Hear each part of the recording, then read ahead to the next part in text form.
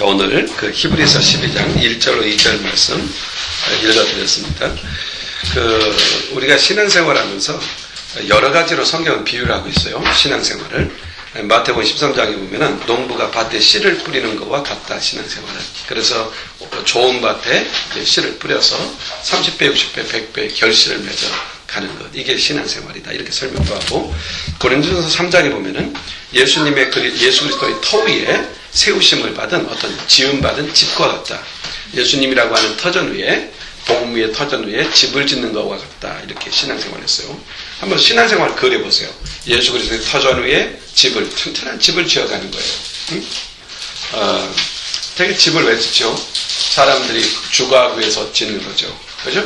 근데 집은 내가 져서 사는 경우도 있지만 내가 지음으로써 다른 사람들이 사는 경우가 대부분이죠. 그러니까 집을 질 때는 어떤 사람들은 대충 그 돈 가지고 대충 집을 짓는 경우가 있죠. 이번에 그 경주에서 대사건이 벌어졌죠. 집을 잘못 져가지고 결국 엄청난 사람들이 죽고 이런 일이 생긴 거죠. 그러니까 우리가 믿음의 집을 잘 지어야 돼요. 우리 자신이 내가 내 믿음 갖고 내 믿음의 신앙을 갖는데 뭔 상관이냐, 이렇게 아니에요. 내가 신앙을 바르게 세울 때 그 신앙으로 인하여 다른 사람의 신앙이 세워지는 거예요. 그 신앙의 터전을 향해서 가는 거죠. 눈 쌓인 밭에 어떤 사람이 한번 지나가면요, 그게 길이 돼요. 제가 지난번에 눈이 많이 왔을 때 산책을 했어요. 제가 이제 논문을 좀 쓰다가 밖에 나가서 너무 머리가 복잡해서 눈이 엄청 왔죠. 눈이 거의 무릎 가까이 빠지는 그런 길인데 막 일부러 바지를 입고 돌아다녔어요. 근데 한번 쭉 돌아왔는데 저녁 때가 되니까 사람들이 거기로만 다녀가지고 길이 됐어요. 그 길이 된 걸 봤어요. 그처럼 우리가 믿음의 신앙, 내 믿음의 신앙, 내 믿음이 신앙 나만 잘 지키면 되지 않느냐, 이게 아니라 내가 바로 세우는 게 중요해요. 내 신앙의 기초, 내가 바르게 세우는 것이 다른 사람에게 상당한 영향력을 미칠 수가 있어요. 자, 그래서 예수 그리스도의 터 위에 믿음의 집을 짓는 것이 신앙생활이다, 이렇게 표현도 하고요. 요한복음 15장에 보면은 예수님을 중심으로 살아서 열매를 맺는 것, 그리스도의 중심, 그리스도라고 하는 줄기에 딱 붙은 가지처럼 그렇게 예수님 안에 거함으로써 예수님과의 깊은 소통을 통해서 열매를 풍성히 맺는 것, 이것이 바로 그 신앙생활을 이렇게 표현도 하고 있습니다. 그리고 오늘 본문에 보면은 신앙생활을 경주에 비유하고 있어요. 경주가 뭔지 알아요? 우리 서양인은 경주 그러면 사람 이름인 줄로 착각할 것 같아요. 경주가 뭔지 알아요? 레이스. 다름질. 사람들이 라인 앞에 쭉 서죠. 그리고 총소리 빵 터지면 다름질을 하죠. 목표점까지. 근데 오늘 이 본문에 나오는 경주는 마라톤으로 이해할 수 있어요. 마라톤으로 번역할 수 있는 그런 본문의 내용이에요. 그래서 신앙생활은 경주로, 이렇게 마라톤으로 이렇게 비유하고 있는 것이 오늘 본문입니다. 이 경주라고 표현된 단어, 믿음의 경주 이런 단어가 나오죠. 1절에 믿음의 경주, 믿음으로 경주한다는 얘기예요. 이 경주라는 단어를 헬라어로 아곤이라는 단어를 씁니다. 아곤. 근데 이 아곤이라는 말은 영어로 번역하면 conflict 또는 fight 또는 battle, 이런 걸로 바꿀 수 있어요. 막 전쟁이죠. 싸우는 거죠. 싸워가지고 이겨야 되잖아요. 싸우면 무조건 이겨야 돼요. 왜냐면 지면 죽는 거죠. 우리나라가 자꾸만 외세의 침략을 통해서 싸워서 이기면은 승리를 갖는데 지면은 얼마나 고통을 당했어요. 일본한테 36년 동안 그 치욕스러운 그런 우리는 과거의 경험을 갖고 있잖아요. 지면 수치가 따르고 패배가 따르고 그 결과는 비참한 거예요. 전쟁에서 싸워서 이겨야 돼요. 근데 특별히 여기에서 경주라는 이 말은 동시에 딱 출발해서 막 싸워가지고 다른 사람을 딛고 이겨서 승리하는 게 아니고요. 이번에 어떤 일이 있었냐면 쇼트트랙에서 넘어졌잖아요. 우리 선수가. 근데 끝까지 돌았잖아요. 응? 돌아서 골라인으로 딱 들어오잖아요. 그래가지고 사람들은 환송을 받잖아요. 이걸 승리자라고 말하는 거예요. 그러니까 경쟁에서 누구보다 더 나은 존재가 되는 것이 아니라 주어진 레이스를 끝까지 나와의 싸움이죠. 바로 이것이에요. 이걸 지금 경주로 표현하고 있는 거예요. 예전에 그런 일이 있었어요. 쇼트트랙에서 한 사람이 딱 쓰러졌어요. 근데 이 사람이 일어나서 그냥 포기하고 나오지 않고 꾸준히 돌아요. 나중에 어떻게 됐는지 알아요? 앞에 같은 사람이 다 쓰러져가지고 이 사람이 결국 승리를 했어요. 자기의 주어진 레이스를 끝까지 달려가는 거, 이게 바로 경주예요. 믿음의 경주는 그런 거예요. 누구보다 내 신앙이 좀 더 낫다. 이거 별로 의미가 없어요. 중요한 것은 내가 그 신앙을 끝까지 붙잡고 어디까지 가느냐, 골라인점까지 가느냐예요. 그리스도 앞에 딱 서느냐. 이게 바로 우리가 달려야 될 신앙의 레이스라고 하는 것이죠. 자, 그런 면에서 우리는 믿음의 경주를 해야 되겠죠. 믿음의 경주. 그러면 우리가 믿음의 경주라고 할 때 이 경주의 정체성, 의미가 뭘까? 우리가 직접 대면하고 있는 상황 속에서 몇 가지를 집어낼 수 있어요. 첫째, 죄와의 싸움이죠. 이게 바로 경주예요. 죄와 싸우는 거예요. 죄와 싸워서 죄에게 지지 않고 끝까지 죄와 싸워가는 거예요. 하나를 이기고 또 하나를 이기고 또 하나를 이기고, 이게 죄와 싸우는 것이죠. 이걸 경주로 표현하고 있어요. 또 이런 경주의 내용은 나의 정욕, 나의 탐욕, 나의 욕심, 이런 것과 싸우는 것이죠. 하나의 욕심을 딱 넘어뜨리면 그 다음에 욕심이 또 일어나잖아요. 내 속에서. 하나를 잠재우면 또 하나가 일어나잖아요. 이런 것과의 끊임없는 전투에 끝까지 싸우느냐, 중도에 포기하느냐, 끝까지 싸워야 된다는 것, 이것을 가리켜서 경주, 믿음의 경주다, 이렇게 말하는 거예요. 또 세상과 싸우는 것이죠. 세상과 싸운다는 것은 세상에 적대감을 갖고 배타하고 세상을 떠나가고가 아니에요. 세상 속에서 살아야 되기 때문에 세상과 싸우는 거예요. 우리 크리스찬들은 세상과 분리된 사람들이 아니라 세상 속에 들어가서 세상을 빛이 되는 사람이고 소금이 되는 사람이에요. 근데 어떤 사람은 세상에 들어가서 빛이 소금이 아니라 세상 속에 그냥 잠식되잖아요. 이걸 패배라고 하는 것이죠. 우리가 싸워야 돼요. 우리는 잠깐 마치 그 수영선수가 너무 지쳐서 물속에 푹 담겨졌다가 다시 힘을 내서 일어나서 수영하는 것처럼 잠시 우리는 세상 속에 허물당할 수 있어요.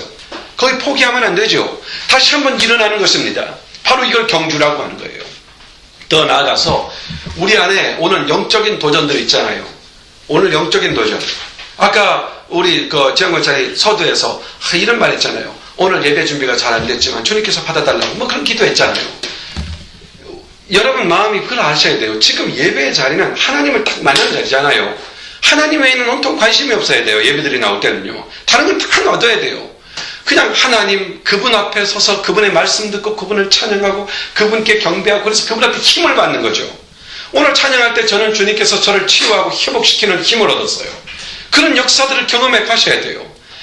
일주일 동안 우리는 패배하고 넘어졌을지라도 다시금 일어날 수 있는 자리가 예배의 자리예요. 만약에 예배의 자리에서까지 회복의 경험을 갖지 않는다면 우리는 이 땅을 살아갈 수가 없어요. 마귀와 이 싸움이에요.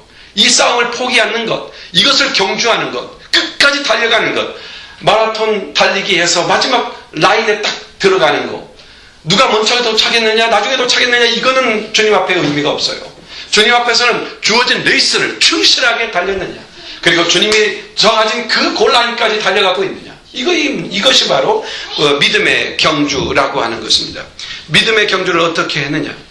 믿음의 경주는요, 내가 예수를 믿는 그날부터 시작되는 겁니다. 믿음의 경주는요, 주님 앞, 이 세상을 떠나는 주님 앞에서는 그날까지 달리는 것입니다. 그걸 레이스예요. 롱 레이스죠. 요건은 이겁니다. 믿음의 싸움은 예수를 믿고 우리가 달려가는 이 믿음의 경주를 어떻게 했느냐, 어떻게 싸웠느냐, 어떻게 달렸느냐. 천국에서 받는 상이 거기서 다른 것이죠. 어떻게 달렸느냐? 하나님의 칭찬의 척도가 다른 것이죠. 우리가 그냥 주님의 상이다, 칭찬이다, 우리가 생각할 때는 심플하게 생각할 수 있죠. 그것은 대단히 큰 거예요. 천국에서는 마치 지금 레이스를 달려서 올림픽에서 월계관을 받고 또는 이 금목걸이를 받고 이렇게 사람들이 환송하고 애국가가 울려 퍼지고 박수 쳐주고 이런 정도와 비교할 수 없는 엄청난 것이에요. 그게 바로 칭찬, 상이라는 말로 지금 표현을 하고 있는 것이에요. 본문 1절에서 구름같이 허다한 증인들이 우리에게 있다고 말합니다. 그러면 그 구름같이 둘러싼 허다한 증인들이 누굴까요? 바로 이 12장 바로 앞장이 어디예요? 11장이었죠. 11장에 보면은 믿음의 사람들이 쭉 나열되어 있어요. 아벨이라는 사람은 믿음으로 가인보다 더 나은 제사를 드렸다, 더 나은 예배를 드렸다는 거죠. 이게 우리가 경주해야 될 거예요. 더 나은 예배, 더 나은 예배. 에녹은 믿음으로 죽음을 보지 않고 하늘로 옮겨졌다. 하나님 나라를 누리는 영광. 여러분, 우리가 이 땅을 살면서 하나님의 나라의 영광과 부요를 경험할 수 있어야 되죠. 이 부요함이에요. 이걸 경험하는 사람이 누구였어요? 에녹이죠. 천국에 사나 이 땅에 사나 차이가 없었던 사람이 누구예요? 에녹이에요. 그래서 하나님께서는 이 땅에서 에녹과 동행하다가 그냥 데려가셨어요. 하나님 나라로. 차이가 없어요. 경계가 없어요. 우리는 그리스도 안에서 이 경계를 가진 사람들이죠. 우리가 육적인 눈으로 그를 세상을 본다면 보이는 것만 보지만 육적인 눈을 감고 영의 눈을 떠서 주님의 나라를 경험하고 그의 부요를 경험하기 시작할 때 그 부요는 우리 전반을 새롭게 하는 능력이라는 것을 우리는 알고 있어요. 이걸 경험해 가시는 것이죠. 또 노아 같은 사람은 믿음으로 방주를 예비하여 구원을 받았다. 방주를 예비했다. 방주를 왜 했어요? 생명을 살리는 것이죠. 우리가 그 사역을 할 수 있는 것이죠. 아브라함은 믿음으로 갈 바를 알지 못했지만 순종함으로 살았다. 주님의 말씀을 따라가서 믿음의 조상이 되었죠.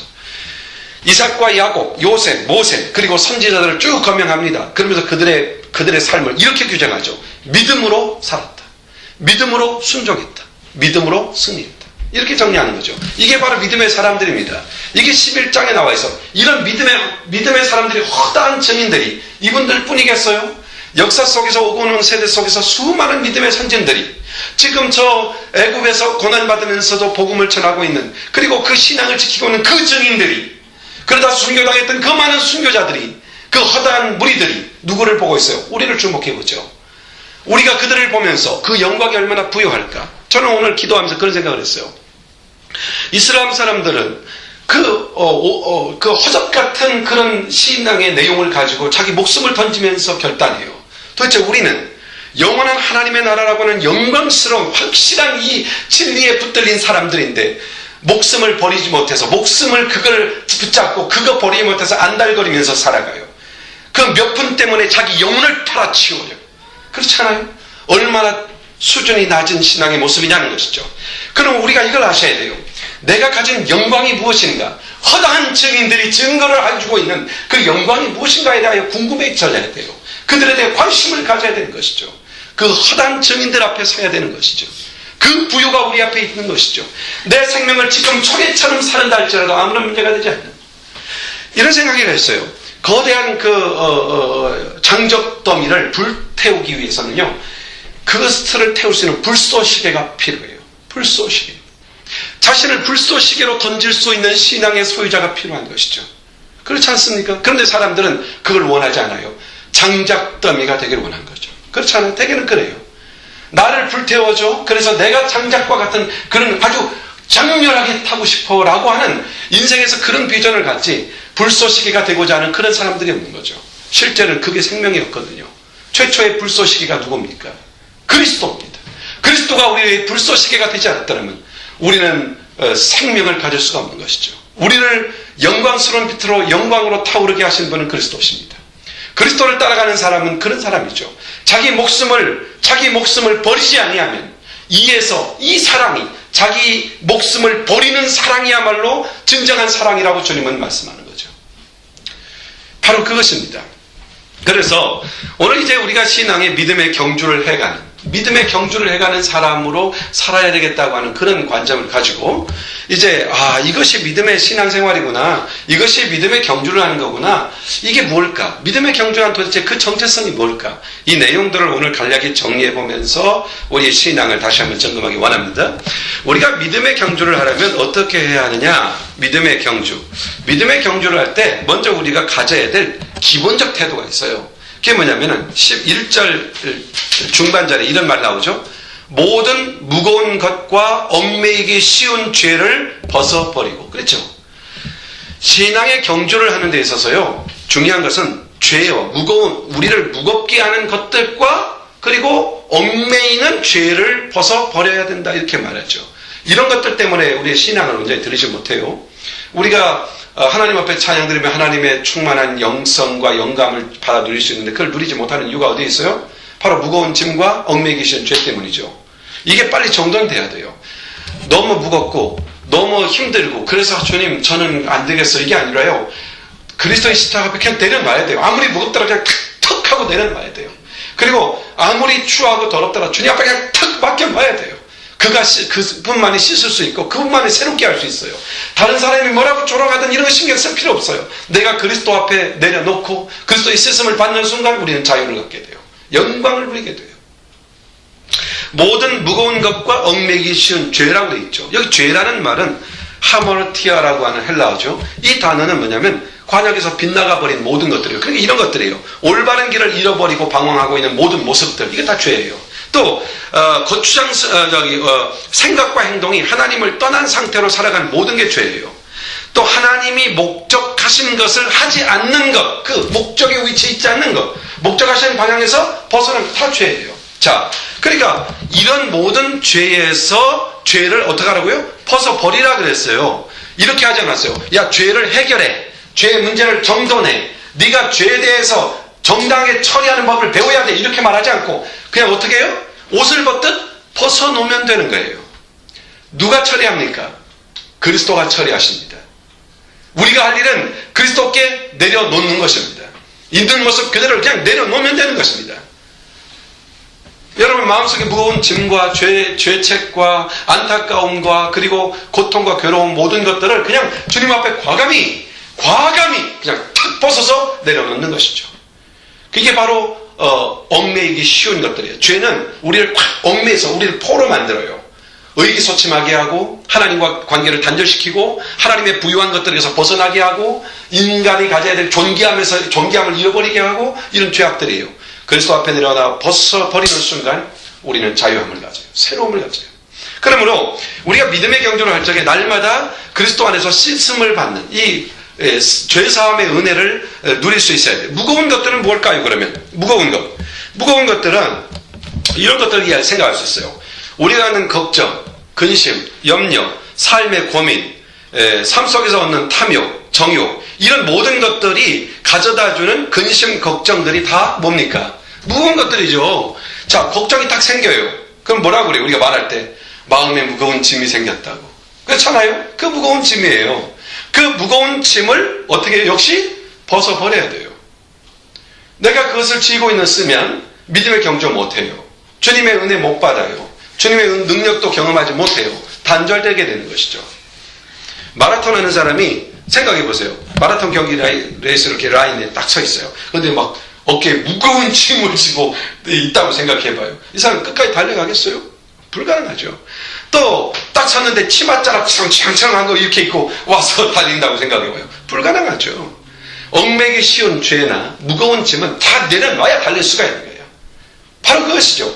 우리가 하나님 앞에서 이 결단이 있어야 돼요. 우리의 짧은 인생을 하나님이 왜 주셨느냐? 우리 인생이 얼마나 짧아요? 왜 이 짧은 인생을 우리에게 줬냐면 믿음의 경주하라고 주신 거예요. 그러니까 우리가 사는 날 동안 레이스를 달리는 거예요. 믿음의 경주하라고 준 거예요. 그러니까 믿음의 경주라는 데 있어서 인생을 무겁게 하고 얽매이는 것들에 대해서는 과감히 내려놔야 돼요. 과감히.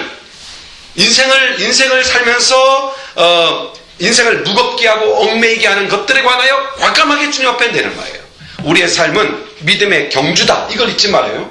자, 내 삶은 믿음의 경주다. 믿음의 경주를 하기 위해서는 모든 무거운 것과 얽매이 쉬운 짐을 내려놔야 된다는 것이죠. 그래서 베드로전서 2장 11절에 보면 이런 말씀을 합니다. 사랑하는 자들아 나그네와 행 같은 너희를 관하노니 영혼을 거스려 싸우는 육체의 정욕을 제하라. 이게 이런 것들이죠. 이게 무거운 짐이고 우리가 끊어버려야 할 것들이죠.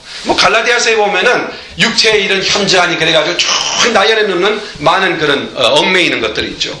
우리들은 우리 자신이 버려야 할 습관, 버려야 할 생활, 버려야 할 취미 또는 버려야 할 기호 또는 버려야 될 어떤 성격, 성품 이런 것들에 대하여 가려내어서 과감하게 탁 벗어가지고 주님 앞에 탁 내려놔야 돼요. 나는 본래부터 그렇다고 하는 그런 인식 딱 멈추고 주님 앞에 딱 내려놔야 된다고요. 나의 약점, 약한 거, 나에게 없는 거, 있어서는 안 되는 요소들 주님 앞에 딱 내려놔야 돼요. 주님은 다 치료할 수 있어요. 믿으셔야 돼요. 우리가 보면 그렇잖아요. 우리는 본질적으로 천성적으로 갖고 있는 것들이 있어요. 그렇죠? 사람들마다 핸디캡을 다 갖고 있죠. 이런 것들이 그 사람의 성격을 결정해서는 안 돼요. 그리스도인들은 그리스도께 다 내려놓고 오직 우리들의 성격과 삶을 결정할 수 있는 분은 그리스도의 칼라여야 돼요. 그걸 잊지 마셔야 돼요. 과감히 내려놔야 돼요. 우리가 우리 자신을 규정해서도 안 되고 다른 사람에게 규정되어서도 안 돼요. 그리스도가 우리를 치유하시면 우리는 다 새 사람이 되는 거예요. 그리스도의 사람이 되는 것이죠. 자, 그러므로 우리는 주님 앞에 설 때 이런 기도를 해야 돼요. 하나님, 내가 고쳐야 할 것과 버려야 할 것이 뭡니까? 주님, 어떻게 해야 올바른 믿음의 경주를 할 수 있습니까? 이걸 물어야 돼요. 날마다 하나님의 말씀을 펴놓고 물어야 돼요. 그리고 과감하게 차근차근 주님 앞에 내려놓으면요, 진지하게 주님 앞에 그걸 내려놓으면은 주님께서 가르쳐 주세요. 너 이거 고쳐라. 이거 버려라. 이거 조절해라. 가르쳐 주세요. 차근차근 다 가르쳐 주세요. 그때 그냥 주님이 노라는 거 그거 하나만 딱 내려놓으면 돼요. 다 내려놓지 못하더라도 주님이 내려놓으라는 거 지적한 거 하나 딱 내려놓는 순간 주님은 그걸 딱 내려놓으면은 우리를 회복시키시고 그것을 감당할 능력을 채워주시는 거예요. 이걸 믿으셔야 돼요. 내가 이걸 못하니까 내가 없구나 이게 아니라 이걸 딱 내려놓는 순간 주님은 거기에 능력으로 채우시고 그리고 그 일을 능히 감당할 수 있는 사람으로 만들어 가시는 거예요. 그래서 주님 앞에 나와서 이래야 돼요. 주님 도대체 내가 고쳐야 될 것 돌이킬 게 뭡니까? 이게 뭡니까? 큐티 아닙니까? 우리가 하나님 말씀 딱 받고 나서 하나님 이 말씀을 통하여 내게 주는 교훈이 뭡니까? 라고 했을 때 그 교훈이 뭐예요? 해야 될 일과 버려야 될 일. 이거 딱 나오잖아요. 포기해야 될 것과 선택해야 될 일들. 이거 나오잖아요. 그때 버려야 될 것 과감히 버리고 주님의 주시는 메시지를 딱 잡는 순간 역사가 일어나는 거예요. 그리고 그 말씀 붙잡고 주여 이 말씀 주셨으니 능히 감당케 해주십시오 하고 매달려 기도해봐요. 놀라운 역사들이 일어나잖아요. 이게 바로 그리스도인이 살아가는 생명력이 아닙니까? 자, 우리가 인생을 살면서요, 삶은 노력이 필요합니다. 틀림없어요. 하나님은 그렇게 인간을 만드셨어요.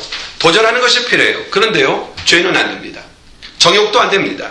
염려, 걱정도 안 됩니다. 왜냐하면 이런 것들은 우리의 삶을 얼검해서 방향을 틀어놓습니다. 방향을 틀어놔요. 우리가 삶에 열심을 내고 노력하고 도전하면서 살라고 우리 인생을 여기 두셨어요. 주님 말씀하시기를, 바울을 통해 말씀하시기를, 일하지 않는 자는 먹지도 말라 그랬어요. 그러니까 우리는 이 땅에서 일하며 사는 사람들이에요. 노력하고 힘쓰고 애를 써야 돼요. 근데 그게 본래는 복이었어요. 근데 인간이 죄를 짓고 나니까 이게 뭐가 됐어요? 저주가 됐어요. 일하는 게 복인데 그 복이 오히려 이제 저주가 돼버린 거예요. 인간에게는. 우리 그리스도인들은 저주든 복이든 일은 해야 돼요. 그게 복이 되는 게 뭡니까? 그리스도인들의 복이에요. 그리스도인들은 가만히 해서 하나님 복 주시옵소서 그래서 복을 팍 내려와서 복을 받는 게 아니라 내가 하는 일이 복이 되는 거예요. 그게 복이 되는 거라고. 이 역사들이라는 거예요. 본래부터 그런 것이에요. 에덴 동산을 창설하시고 아담 하와에게 준 게 뭡니까? 노동의 명령이에요. 일하라는 거예요.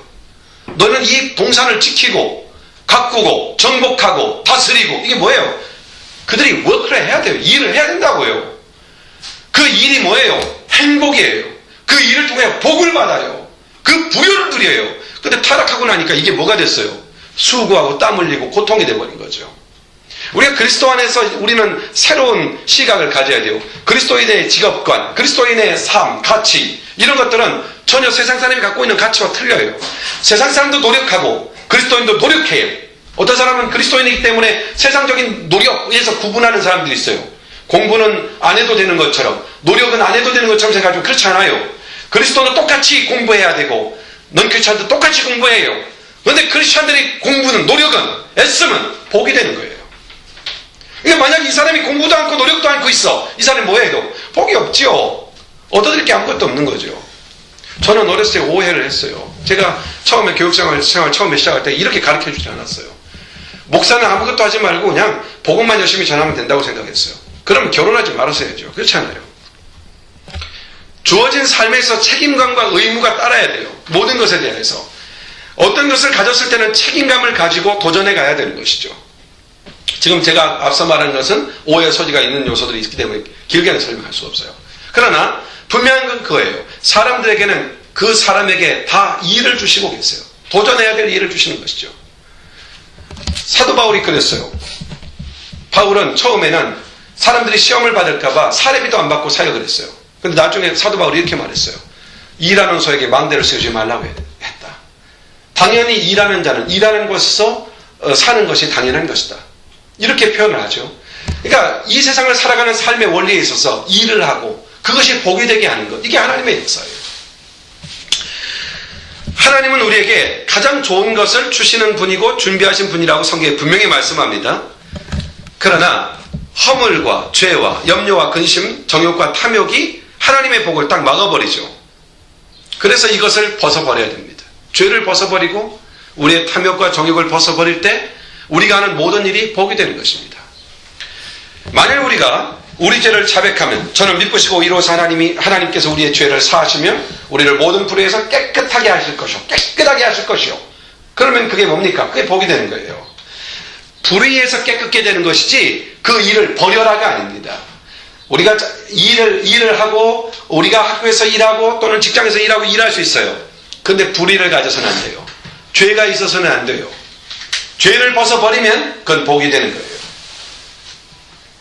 그러므로 머뭇거리지 말아야 합니다. 하나님께서 좋은 모든 것으로 준비해놓고 계심을 믿는다면 모든 무거운 짐과 얽매기 쉬운 죄를 벗어버리고 믿음의 경주를 시작하고 경주하는 삶을 살아야 된다는 것을 성경은 말씀합니다. 그리스도의 보혈의 능력으로, 예수님의 피의 능력으로 모든 무거운 짐과 얽매기 쉬운 짐은 깨끗하게 정화됩니다. 그러면 성령 충만한 능력이 임해서 능히 감당하게 되죠. 그러므로 자, 경주한다라고 할 때, 자, 믿음의 경주를 한다. 그러기 위해서 먼저 우리가 경주할 수 있는 기본적 자세가 뭐야 돼요? 무거운 짐과 그리고 얽매이기 쉬운 죄를 벗어버리는 일. 이건 every day, every time, 모든 장소, 모든 위치에서 항상 그 일이 벌어져야 돼요. 그리스도의 보혈 앞에 그냥 가면 다 씻어주는데 왜 그 일을 하잖아요. 이게 바로 우리가 가져야 될 가장 중요한 요소 중에 하나이고요. 그리고 또 하나, 믿음의 경주를 하는 데서 꼭 필요한 게 뭐냐면은 인내라는 거예요. 인내. 여기 1절 하반절에 보면은 인내로서 우리 앞에 당한 경주를 경주한다 그랬죠. 신앙생활. 지금 믿음의 경주는 이퀄 신앙생활이란 말이에요. 신앙생활이 믿음의 경주예요. 이게 달리 생각하면 안 돼요. 같은 거예요. 자, 그러면 신앙생활에서 인내로서 우리 앞에 당한 경주를 경주한다. 신앙생활은 인내로서 하는 것이다. 그렇게 말씀하고 있는 것이죠. 마라톤을 시작하면 보통 2시간 이상 뛰잖아요. 그러니까 이들에게 가장 위험한 유혹이 뭐냐면 그만하고 싶다는 거예요. 그만 뛰고 싶다는 거예요. 근데 그걸 못 내기면 포기하게 되죠. 근데 그냥 조금만 참자. 골라인까지 달려가자. 결심하고 달려가잖아요. 마라토너들의 환희가 어디 있는지 알아요? 1등, 2등은 관심이 없어, 실제로. 레이스를 몇 킬로 저거? 43.45 이렇게 킬로죠? 엄청난 거리. 43킬로 정도 된다면은 100미길인데 엄청난 것이죠. 자, 그걸 달리고 딱 골라인에 딱 들어가는 순간, 골라인에 딱 밟는 순간에 그 환이라는 건 말이에요. 이게 말할 수 없대요. 등수의 문제가 안 돼요. 그 라인 딱 밟는 순간 그 환희는 가슴에 폭발할 것 같아요. 그 영광, 그 기쁨이 있어가지고 다음에 또 뛰는 거예요. 그 기쁨의 맛을 알기 때문에 그 과정을 멈추지 않고까지 달리는 거라고 그래요. 인내로서. 이 인내로서라는 말은 인내한다, 절제한다는 말이거든요. 여기 인내로서라는 다른 말로 절제한다라는 말을 바꿀 수 있어요. 고린도전서 9장 24절 25절 이런 말씀이 나옵니다. 운동장에서 다름질하는 자들이 다 달아날지라도 오직 상을 얻는 자는 하나인 줄을 너희가 알지 못하느냐? 너희도 얻도록 이와 같이 다름질하라. 이기기를 다투는 자마다 모든 데 절제하나니. 그렇게 되어 있죠. 여기 이 말씀을 보면서 어떤 분이 이렇게 설명하는 걸 봤어요. 운동장에서 막 다름질할 때 서로가 경쟁해서 딱 하면은 막 1등 하려고 달려가니까 1등 하려고 달려해라, 이런 표현으로 이 말씀을 설명하더라고요. 절대 그런 거 아니에요. 여기서 말하는 마치 경쟁하듯이 1등 하려고 다름질하는 것처럼 내게 준 믿음의 경주를 그렇게 달려가라는 말이에요. 네? 믿음의 경주의 레이스에 출발해서 서로가, 우리가 여기 있는 사람들이 딱 출발해서 누가 1등 할까 달려가는 그런 말이 아니고, 내게 준 레이스를 끝까지 달려갈 때 마치 경주자들이 1등으로 달려가려고 하는 마음을 가지고 너의 준 레이스를 끝까지 달려가라, 그런 얘기입니다. 응? 그렇게 하죠. 그러기 위해서 뭐가 필요하다고요? 모든 일에 절제가 필요하죠. 응? 자, 그 다름질에서 가장 중요한 게 체중 관리잖아요. 저는 체중 관리에 실패하는 사람 중에 하나지만 가장 힘든 게 뭐냐면은 그 먹는 걸 금지하고요. 어떤 건 먹고 어떤 건 먹지 않는 거, 이런 것부터 시작되잖아요. 그게 얼마나 힘들어요. 그거에서 실패하면, 식단 관리에서 실패하면 어떤 운동도 제대로 할 수가 없죠. 그래서 그게 바로 절제라는 거거든요. 절제. 말하면 우리 믿음의 신앙생활에서 절제해야 될 게 뭐라고요? 무거운 짐과 얽매기 쉬운 죄라고 그랬죠. 무거운 짐은 뭐라고요? 염려, 걱정, 근심, 탐욕, 욕심으로 하는 거, 비교의식으로 하는 거, 이런 거 다 지쳐 쓰러지는 거예요.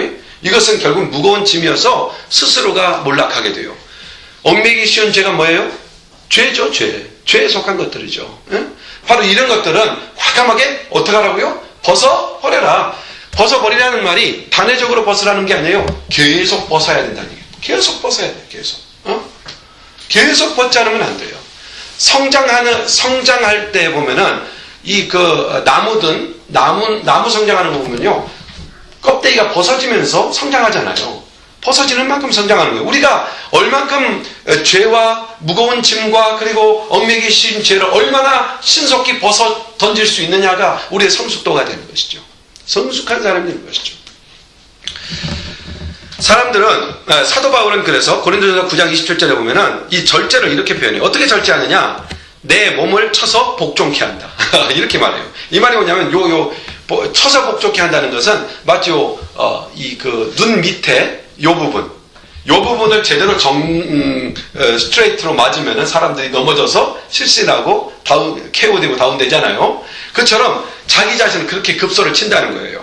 그러니까 자기 자신이 죄나 무거운 짐을 얽매기 쉬운 죄나 그리고 모든 무거운 짐을 지고서는 달릴 수 없기 때문에 자기를 쳐서 복종시킨다.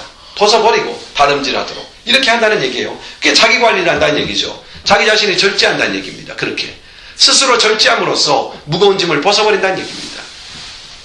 그런 면에서 우리는 불편한 것, 어색한 것, 익숙치 않은 상황을 우리가 살면서 만날 때마다 쉽게 포기하고 내려놓고 싶은 상황이 오지만 믿음으로 이겨내고 믿음으로 극복하는 그런 사람이 되어야 된다는 거예요.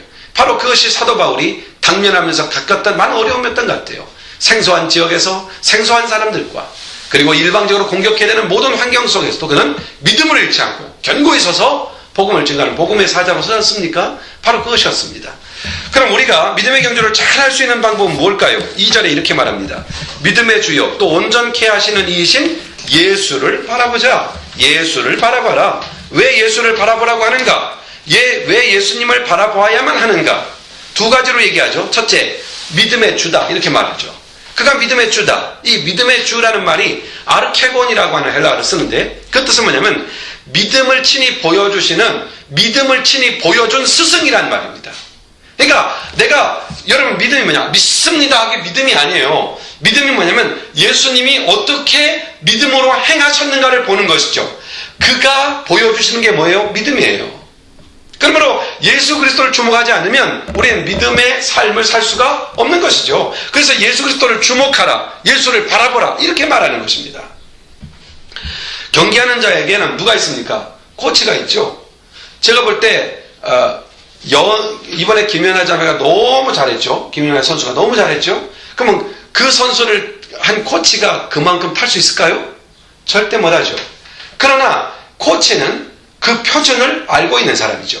그래서 코치의 지도를 받을 때 이 친구는 더 훌륭한 선수가 되는 것이에요. 코치의 지도가 필요하죠. 여러분의 신앙이 성장하기 위해서 목회자라고 하는 코치를 주시기도 하죠. 그런데 그 모델, 목회자라는 코치가 하는 일은 뭔지 알아요? 이렇게 가르치는 거예요. 예수를 바라보라고. 예수를 바라봐야 된다고. 그에게 가서 그한테 배워야 된다고. 그 가르치는 사람이 누구예요? 목사예요. 예수 그리스도를 주목해야 돼요. 왜냐하면 그가 믿음의 주기 때문에 그래요. 믿음의 주인이 누굽니까? 그리스도십니다. 그래서 그분에게 갈 때만이, 그분을 바라볼 때만이 진정한 믿음을 보게 되는 것이죠. 예수님의 인도함을 받고 예수님의 지도를 받을 때만이 우리의 믿음은 견고히 서는 겁니다. 그리고 왜 예수님을 바라봐야 되느냐? 여기 보면 온전케 하시는 이시다 그랬죠. 온전케 하시는 이 말이 뭐냐면 완성자다 그런 뜻이에요. 완성자다. 완전케 하시는 분이다. 자, 그러면은 예수님은 우리의 믿음과 인격을 온전케 하시는 분이기 때문에 그를 바라보는 거죠. 삶도 인격도 인품도 가치도 그분을 바라볼 때만이 온전함을 보게 되는 거죠. 그래서 그분을 닮게 되고 그분의 인격이 점점 우리의 인격이 그분을 닮아감으로써 온전케 되는 이런 거예요. 그래서 바라보는 것이 아주 중요하죠. 베드로가 예수님을 바라볼 때는요, 믿음이 강해져서 물을 걸었지만 예수님의 눈을 떼고 바다를 보는 순간 물에 빠져갔던 것이죠. 똑같아요. 우리가 예수님을 바라보면서 할 때는요, 환경, 역경 이겨내요. 우리가 예배드릴 때도요, 예수님만 주목하고 예배드리면 영성이 일어나요. 그런데 환경에 눈을 돌리기 시작하죠? 그러면 예배는 팍 사그러져요. 영성은 사그러져요. 주님을 주목하면 믿음이 살아나요. 믿음의 역사가 일어나요. 그러므로 우리가 세상 속에 시선을 뺏기지 말아야 돼요. 세상 속에 있어도 내 시선은 항상 그리스도께 있어야 돼요. 그러면은 낙심하지 않아요. 그러면 절망하지도 않고 실망하지도 않아요. 흔들리지도 않아요. 예수님은 믿음의 주시며 우리를 온전케 하시는 분입니다. 그러므로 예수님을 바라볼 때 세상에서 승리할 수가 있어요. 그래서 예수님을 바라보라는 거예요. 그러면은 예수님을 바라본다는 말의 의미가 뭐냐? 예수님을 바라본다. 몇 가지로 정리할 수 있는데, 첫째, 말씀을 들으라는 얘기예요. 말씀을 듣는 것. 그게 주님을 바라보는 거예요. 내가 예수님을 바라보며 삽니다. 예수님만 바라라. 막 찬양하잖아요. 그게 뭐예요? 그의 말씀을 듣는다는 얘기예요. 여러분, 말씀을 들을 때 내게 주시는 주님의 음성을 들을 수가 있어요. 예, 내 생각이 내게 주신 그 말씀을, 내 생각이 내게 주시는 그 말씀 속에 담겨진 내게 주시는 말씀을 들을 때 내게 주시는 하나님의 말씀을 내 생각이 탁 잡는 순간, 그 잡을 딱 붙잡고, 이게 뭐예요? 묵상하는 거죠. 그렇죠? 딱 붙잡는 순간 모든 무거운 짐과 얽매이기 쉬운 죄의 짐에서 벗어나는 길을 발견하게 돼요. 벗어나는 선택을 하게 돼요. 말씀이 바로 그런 힘을 가져요. 그리고 또한 그 말씀은 이 세상을 바라보는 새로운 시각, 새로운 시야를 열어요. 그래서 내가 내 눈으로 보던 그런, 내 판단력으로 보던 세상이 아니라 그리스도가 주신 시각으로 세상을 보기 시작하기 때문에 삶의 패턴이 달라지죠. 삶의 퀄리티가 달라지죠. 예수님을 바라보라는 말은 그의 말씀을 듣는다는 말이고요. 또 예수님을 바라보라는 말은 기도한다는 말이에요. 여러분, 바란다는 말이 뭐예요? 주님 앞에 기도한다는 얘기예요. 주님을 바라라. 주님께 기도하라. 그런 얘기죠. 주님을 바라는 것. 기도한다는 의미를 담고 있죠. 범사에 기도함으로 사는 것이 주님을 바라보는 거죠. 보고 들음으로. 범사에. 예? 그리고 이 주님을 바라본다라는 말은요, 주님을 닮는다는 얘기예요. 바라보면 닮는다, 그런 거 있잖아요. 바라봄의 법칙. 바라보면 닮는다. 바란다는 말은 닮는다는 의미를 갖고 있죠. 그래서 우리 주님을 바라보면 뭘 닮게 되면 그 인격과 삶을 담게 되죠. 보면은 우리 주영이나 서영이나 요한이가 영어 쓰는 게 좀 패턴이 좀 틀린 것 같아요. 제가 볼 때는. 근데 우리 요한이는 아마 흑인 영어 쪽에 가깝고 발음이 아마 그런 친구로 얘기해서 그렇겠죠. 그렇죠? 서영이는 발음이 우리 주영이 발음도 아주 좋지만 서영이 발음이 주영이보다는 좀 더 잘 굴러가는 것 같다는 느낌이 들어요.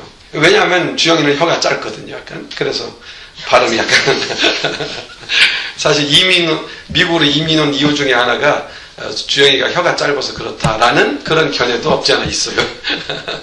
한국말을 정확하게 발음하는데 짧으니까 힘들잖아요. 그래서 한국에 오기 전에, 미국에 이민 오기 전부터 한국에서부터 한국말을 영어 스타일로 했던 사람 중에 하나가 이제 주영인데, 자, 중요한 거예요. 누구와 상대하느냐에 따라서 이 언어의 패턴이 정해지잖아요. 어떤 프로나운스라고 하죠. 그런 게 다 달라지잖아요. 내가 영적으로 주님과 친밀하면요, 안 닮을 수가 없는 거죠. 주님을 바라보라, 이 말은 주님을 닮는다라는 거예요. 주님을 바라보면 주님을 닮게 돼요. 그래서 날마다 주님을 바라봅니다. 주님을 바랍니다. 어떻게 바라요? 말씀, 기도. 그의 인격과 삶을 사모하는 것. 그렇지 않아요? 우리는 믿음의 경주를 하며 살라고 부르심을 받았다는 말을 염두에 두십시오. 설교 중에도 말씀드렸습니다마는 우리의 짧은 인생을 하나님이 왜 이 땅에 살게 하셨어요? 믿음의 경주를 하라고. 믿음의 경주를 잘하는 삶의 방법은 주님을 바라보며 달리는 것이다. 이렇게 정리할 수가 있습니다. 우리가 영의 눈으로 예수님을 바라볼 때 우리 안에 기쁨, 소망, 용기, 담력을 갖게 되죠. 여기서 하나 짚고 넘어갈 게 있는데, 우리가 먼저 누구를 보느냐, 먼저 무엇을 보냐, 이게 상당히 중요한 것 같아요. 먼저 무엇을 보느냐, 먼저 누구를 보느냐. 대단히 중요한 부분이에요. 우선순위의 문제죠. 나를 보고 세상을 보면은 내가 나를 보고 세상을 보아서 세상을 알 수 있느냐? 제대로 알지 못하죠. 나라고 하는 한계점에 부딪히죠. 또 나를 보고 예수님을 보아도 예수님을 알 수가 없어요. 그러나요, 패턴이 바뀌어서 예수님을 먼저 보고 나를 보면요, 내가 이해되기 시작하는 거예요. 왜냐하면 그가 나를 만드셨거든요. 그의 말씀을 대하고 나를 보면 내가 어떤 존재인지 이해하고 내가 어떤 삶을 살아야 할지를 알게 되는 것이죠. 예수님을 먼저 보고 세상을 보면 세상에서 길이 보이는 거예요. 우리는 세상 길을 찾고 나서 예수님 도와주세요 이러잖아요. 그렇지 않고 예수님을 보고 세상을 보게 되면 길이 보이는 거죠. 여러분, 세상을 살아갈 소망과 용기와 담력과 기쁨을 얻기 원한다면 세상 속에서 찾아서는 안 되죠. 예수님을 먼저 봐야 되죠. 그분의 말씀을 대해야 되죠. 그분 앞에 엎드려 기도해야 되죠. 주님께서 그 길을 열어가신다는 걸 알게 되죠. 주님 앞에 주님을 만나고 거기에 가면은요, 거기에 길이 보여요. 근데 세상에 먼저 가서 그 길을 찾고 나서 길을 정해놓고 주님 앞에 바라보면은요, 이 길인 저 길인지 혼돈되기 시작해요. 여러분 갈등하잖아요. 그러나 우리 주님을 바라보고 주님 앞에 묵상하고 주님의 길을, 주님의 뜻이 뭔가를 발견하고 딱 그 자리에 가면요, 길은 하나밖에 안 보여요. 이게 내가 갈 길이구나 딱 보이는 거예요. 갈등할 필요 없어요. 먼저 우선순위가 중요하다는 거예요. 우선순위가 중요해요. 응? 아버지의 재산을 탕제한 탕자를 보십시오. 이 사람이 자신의 행한 일과 처지만 바라보고 있었다면요, 절대 아버지 앞으로 돌아오지 못해요. 어떻게 못하겠어요? 응? 어떻게 돌아오겠어요? 그러나 부끄러워도 아버지 볼 염치가 없고 그래서 아버지께로 돌아올 용기가 없지만, 그러나 탕자는요, 자신을 기다리는 아버지의 사랑을 봤어요. 자신을 보지 않고 누구를 봤어요? 아버지를 봤어요. 내 입장에서는 도무지 아버지를 볼 수가 없는데 아버지를 보니까 그런 죄인이 나를 어떻게 해요? 기다리고 계시는 분이라는 거죠. 아버지를 보면 갈 수가 있어요. 누구를 먼저 보느냐? 아버지의 사랑을 보고 자신을 보니까 용서의 길이 있다는 것이죠. 용납의 길이 있었다는 것이죠.